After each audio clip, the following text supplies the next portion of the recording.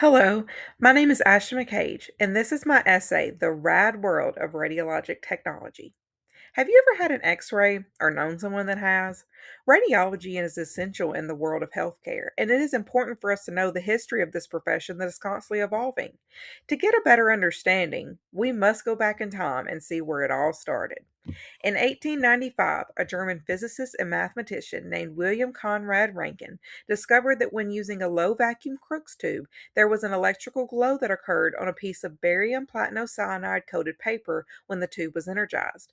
After this, he spent the next several weeks investigating this energy and noticed that when he placed his hand between the energized tube and the paper, he was able to see his bones.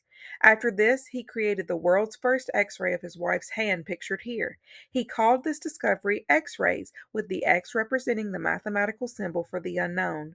Rankine received the first Nobel Prize in Physics in 1901, and his work and dedication has paved the way for X rays to be used as a vital tool in diagnostic medicine.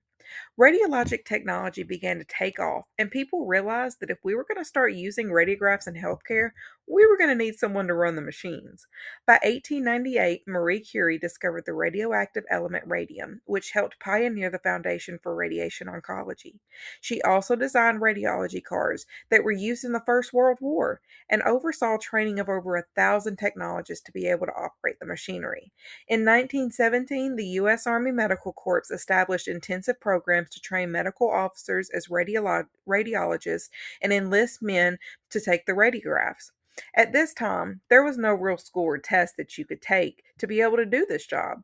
But luckily, in 1922, the American Registry of Radiologic Technologists was founded by the Radiological Society of North America with support from the American Rankine Society and the American Society of X-ray Technicians.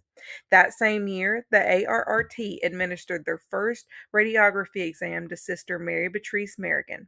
For the test, she had to answer 20 essay questions and submit 10 of her radiographic films and became the ARRT's first registered technologist.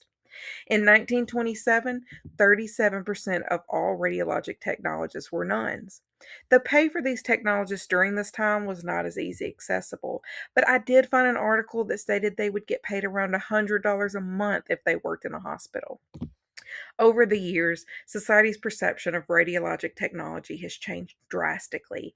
Even though the majority of the population does not understand most of the physics that technologists know, the overall respect for the field of work has increased. When all of this was still new, x ray machines were usually run by people that were non medical professionals or photographers and used the x ray equipment for entertainment purposes, such as to check to see if your shoes fit correctly. People were just throwing out radiation and didn't even realize the dangers that they were doing to their health. Once people began to realize that x rays were more than just a novelty and they were a medical necessity, the perception really began to change. With healthcare and science always evolving, it was only necessary for new technology to become available as things changed. In 1913, William D. Coolidge invented a hot cathode x ray tube, which became the most popular method for x ray generation in the 1920s. In 1964, radiation therapy became a specialized field, and shortly after, in 1971, the very first CT scan was introduced, and in 1977, the first MR image was taken.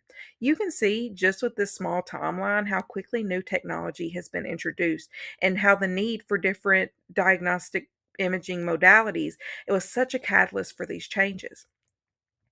With this being such a necessary field of work, I believe that radiologic technology has such a long and beautiful future ahead. I've spoken with people that are worried or concerned that with technology growing, that technologists' jobs are not secure due to things such as AI. But I do not believe that this will ever be able to take away jobs. Radiology has used advanced technology for years to help boost accuracy of images, accelerating workflows, radiation exposure reduction, and much more, but I see it as reducing human workload, not replacing it. I am so passionate about this profession, and I believe that radiologic technology is a key part in healthcare. And I hope to see the respect for the individuals in this profession to continue to grow and more people to realize how interesting and complex this field really is. I can't wait to see what the future holds for us. A picture is worth 1,000 words, but in radiology, it can save a life.